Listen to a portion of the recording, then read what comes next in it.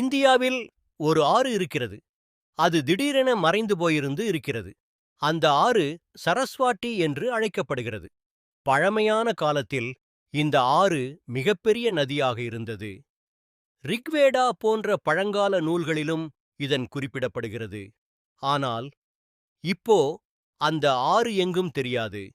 அது எப்படி மறைந்தது என்று கேள்விகள் எழுந்துள்ளன. செயின்டிஸ்டர்கள் கூறுவது அது கீழ் மண்ணில் செலந்து போயிருக்கும் என்று. சில செயற்கை காட்சி சிகிச்சைகளில் எங்களும் பரிசீலனை செய்தோம். தடங்கிய இதழ் மற்றும் செவ்வாய் போன்ற வழிகள் கண்டுபிடிக்கப்பட்டுள்ளன. இப்படி போன்ற மறைந்த வரலாறு அறிந்து கொள்ள பெறும்போது அதிர்ச்சி ஏற்படுகிறது. சில இடங்களில் அந்த ஆற்றின் நீர் இன்னும் கீழ் ஓடிக்கொண்டிருக்கலாம். ஒரு முழு ஆறு வரை வரைபடத்தில் இருந்து மறைந்துவிட்டது. இது இந்தியாவின் மிகப்பெரிய கழிவுபடி மர்மங்களில் ஒன்றாக உள்ளது.